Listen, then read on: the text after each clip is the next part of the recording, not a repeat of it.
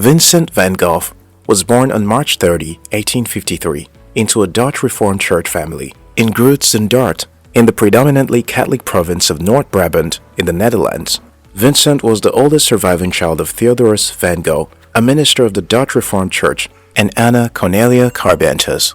Vincent's family was deeply religious, and his parents were rigid people who emphasized the importance of family to the point of claustrophobia for those around them. So, in many ways, Vincent and his younger ones led secluded lives as children. Vincent's father's earnings were modest, but the family had the luxury of being provided a house, a maid, 2 cooks, a gardener, a carriage, and a horse. So, Vincent grew up in the lap of luxury. Vincent started showing interest in drawing early in life, a trait that was observed and encouraged by his mother. Most of the things he drew expressed his thought on the things going on around him. Vincent was a serious and thoughtful child. He was homeschooled by his mother and a governess, and he took his studies very seriously. He was, by virtue of his parents' strictness, very disciplined and time-conscious. As a boy, he had already mastered how to set goals and do right by them. When it became obvious that Vincent needed more interaction with the larger society, he enrolled in the village school. Vincent was later sent to a boarding school, where he felt lonely and abandoned. He complained to his parents about the way he felt, and in response, they sent him to another boarding school that was even farther. Vincent's read on the situation was that his parents wanted to do away with him. This resulted in a lingering feeling of rejection. He continued to feel unwanted throughout his teenage years, and this affected his relationship with his parents. Vincent continued to draw while in middle school and in high school, improving on his style and learning the techniques of other artists.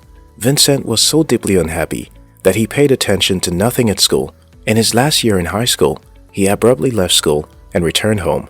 His return was a rude shock to his parents, who tried their best to get him to go back to school, to no avail. He later obtained a position at the art dealers Goupil NC, where he trained as a professional artist.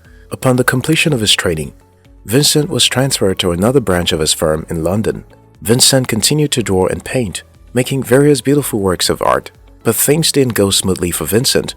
He was turned down at many exhibitions, and his paintings were rejected by art enthusiasts, leaving him with a feeling of dejection. Despite the multiple rejections he kept on receiving, Vincent remained committed to his art. He continued to make beautiful paintings that went unnoticed and unappreciated.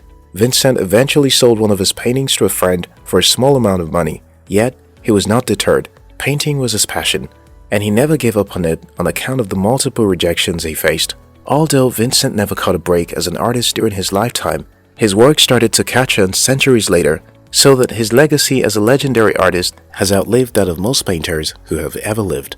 Rejection is a painful experience.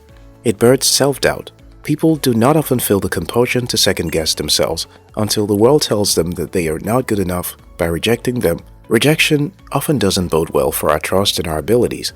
We need to learn that rejection isn't always proof that we haven't worked hard enough, but sometimes a reflection of people's individual tastes. Ashley Tisdale said, "Don't let anyone or any rejection keep you from what you want. People who reject you are just mere distractions. Do not focus on them." Louis Belowski-Nevelson said, "I think all great motivations are built on rejections. Rejection can be the bedrock of growth." Barry Mann said, "You're going to have more rejections than acceptance." Vincent van Gogh knew that the rejections he experienced were only momentary setbacks, hence his resolve not to give up on his dreams.